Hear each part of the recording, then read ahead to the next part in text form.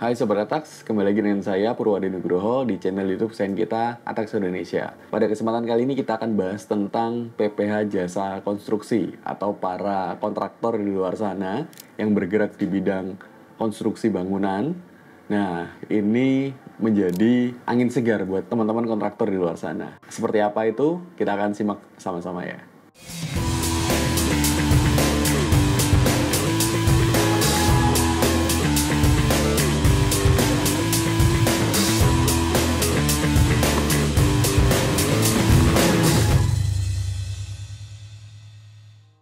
Nah, pemerintah pada Februari 2022 kemarin itu sudah menerbitkan yang namanya PP nomor 9 tahun 2022 yang isinya itu mengganti PP 51 tahun 2008 tentang tarif PPH atas penghasilan dari usaha jasa konstruksi yang dulu kita kenal dengan PPH jasa konstruksi sebesar 2, 4, dan 6%. Nah, itu sekarang sudah berubah, Sobat Atax. Nah, klasifikasi dan juga cakupan jasa konstruksi itu juga sekarang sudah berubah. Lalu juga besaran tarif PPH final yang dikenakan itu juga sudah berubah. Nah, perubahannya seperti apa? Yang pertama, perubahan PPH final ini hanya 3 tahun. Maksudnya adalah PP nomor 9 tahun 2022 itu membatasi pengenaan PPH final bagi usaha jasa konstruksi menjadi hanya 3 tahun. Ini diatur pada pasal 10D PP nomor 9, yakni tentang batasan waktu berlaku sejak PP nomor 9 tahun 2022 itu diundangkan dan hanya bagi kontrak-kontrak yang dibuat setelah tanggal pengundangan tersebut. Artinya apa? Setelah 3 tahun itu akan dievaluasi oleh pemerintah apakah masih tetap bisa menggunakan yang namanya tarif PPH final untuk usaha jasa konstruksi ataupun itu akan berubah menjadi tarif pasal 17 seperti jenis-jenis usaha lain yang tidak final. Nah, bagi teman-teman Sobat Atax sebagai kontraktor gimana? Lebih setuju kontraktor itu PPH final ataupun nggak final? Sebagai info, PPH final itu adalah PPH yang langsung dikenakan pada saat kontraktor tersebut mendapatkan kontrak maupun juga sebesar uang atau termin yang masuk ke dalam rekening kita. Sehingga katakanlah kontraktor itu membangun bangunan rumah sebesar 1 miliar sehingga PPH yang akan dikenakan dari kontraktor tersebut sekarang katakanlah 1,75%. Artinya ya sudah 1 miliar kali 1,75%, ya sudah 1 miliar kali 1,75% atau sekitar 17.500.000 itu langsung kita bayarkan ke negara. Ya sudah final. Tidak ada lagi proses yang namanya mengakui beban dan juga PPH dari laba. Jadi PPH-nya itu udah final dikalikan dari omset. 1,75% selesai. Tidak diukur dari banyaknya laba atau besarnya laba bersih. Berbeda dengan PPH yang final, yaitu PPH yang tidak final, itu seperti PPH-PPH pada jenis usaha lain pada umumnya di Indonesia. Jadi kalau misalnya PPH yang nggak final itu, pendapatan atau omset nanti akan dikurangi dengan HPP, lalu dikurangi dengan biaya, ketemunya adalah laba bersih. Laba bersih itu nanti akan dikalikan tarif, sampai dengan 22% dari laba.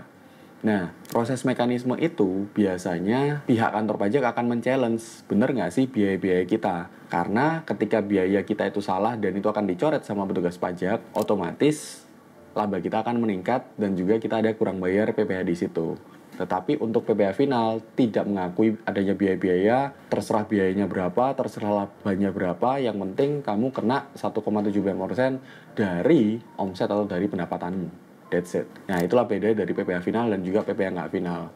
Nah, yang kedua, perubahannya adalah dari segi tarif. Nah, ini adalah tarif yang baru berdasarkan PP nomor 9 tahun 2022. Ini adalah tarif PPH final jasa konstruksi. Nah, teman-teman bisa lihat untuk tarif yang lama 2%, itu sekarang tarif barunya adalah 1,75%. Lalu yang kedua, ketika tarifnya itu dulunya adalah 3%, sekarang turun menjadi 2,65%. Nah, tarif yang berikutnya ketika dulunya adalah 4%, tetap menjadi 4%, teman-teman. Nah, jadi kita dulu kan sering menggunakan 2, 3, dan 4. 2 itu untuk CUJK kecil, 3 itu untuk CUJK menengah dan besar, dan juga yang 4% itu untuk yang tidak berklasifikasi atau tidak ber-CUJK. Nah, sekarang tarif itu sudah berubah. Bukan lagi 2 tetapi 1,75%, bukan lagi 3 tetapi 2,65%. Nah, kalau yang 4 tetap 4%.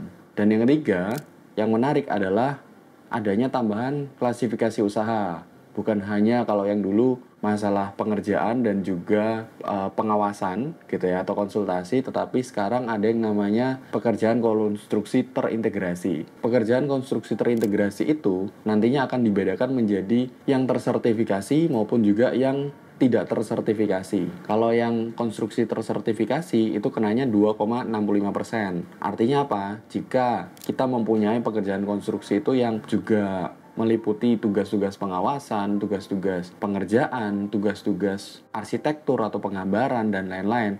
Nah, dari awal sampai akhir itu akan terkena yang namanya 2,65%. Kalau yang tidak tersertifikasi akan terkenanya 4%, seperti pada tabel berikut. Nah, bagaimana untuk yang jasa untuk konsultasi aja nih? Nah, yang konsultasi juga ada. Tax, kalau hanya konsultasi konstruksi oleh penyedia jasa yang tersertifikasi, dulunya kan 4 sama 6, sekarang turun menjadi 3,5 dan juga 6. Jadi tarif yang termahal atau yang tidak tersertifikasi itu masih tetap. Jadi untuk jasa konsultasi konstruksi untuk penyedia jasa yang tidak tersertifikasi itu juga tetap 6%, Sobat Tax. Nah, berdasarkan PP nomor 9 tahun 2022 tersebut, itu juga mengubah dan juga memperjelas klasifikasi jasa konstruksi itu menjadi 5, sebagaimana dimaksud perubahan tersebut di pasal 2, yakni meliputi yang pertama, klasifikasi usaha jasa konsultasi konstruksi untuk sifat umum, yang kedua, klasifikasi usaha jasa konsultasi konstruksi untuk sifat spesialis, yang ketiga, klasifikasi usaha pekerjaan konstruksi untuk sifat umum, yang keempat, klasifikasi usaha pekerjaan konstruksi untuk sifatnya spesialis, dan juga yang kelima, klasifikasi usaha pekerjaan konstruksi terintegrasi. Nah, dari kelima klasifikasi tersebut, memang kegiatan usaha jasa konstruksi itu dikategorikan menjadi 3 dengan masing-masing cakupan kegiatan usaha sebagai berikut. Yang pertama, konsultasi konstruksi. Itu mencakup layanan keseluruhan atau sebagian kegiatan yang meliputi pengkajian, perencanaan, perancangan, pengawasan, dan juga manajemen penyelenggaraan konstruksi suatu bangunan. Yang kedua, pekerjaan konstruksi. Itu mencakup kegiatan untuk meliputi pembangunan, pengoperasian, pemeliharaan, pembongkaran, dan juga pembangunan kembali suatu bangunan. Yang ketiga adalah pekerjaan konstruksi terintegrasi, mencakup gabungan pekerjaan konstruksi dan juga jasa konsultasi konstruksi, termasuk di dalamnya adalah penggabungan fungsi layanan. Nah, bedanya apa dengan yang lama? Aturan yang lama PP 51 tahun 2008 dan juga PP 40 tahun 2009 itu tidak menyebutkan klasifikasi jasa konstruksi. Namun, aturan lama itu membagi tarif berdasarkan 3 jenis kegiatan usaha, yaitu yang pertama, perencanaan konstruksi, yang kedua, pelaksanaan konstruksi, dan yang ketiga adalah pengawasan konstruksi. Nah, ini yang membedakan antara aturan lama dengan aturan baru yang sekarang ini. Dalam perubahan di PP nomor 9 tahun 2022, jasa pengawasan konstruksi itu termasuk menjadi cakupan kegiatan usaha jasa konsultasi konstruksi. Nah, itu dulu Sobat Atax. Semoga video ini dapat membantu teman-teman dari Sobat Atax untuk bisa memenuhi kewajiban perpajakan teman-teman di bidang konstruksi itu menjadi lebih baik. Oke, jika ada pertanyaan bisa langsung menghubungi saya. Jika ingin berkonsultasi juga bisa langsung menghubungi saya lewat WhatsApp. Jangan lupa untuk like, comment, subscribe, dan juga follow Instagram kami di Atax Indonesia untuk mendapatkan peraturan dan juga info-info peraturan perpajakan yang menarik setiap harinya secara gratis. Terima kasih sudah menonton video ini dari awal sampai akhir. Ingat pajak, ingat Atax. Sampai jumpa.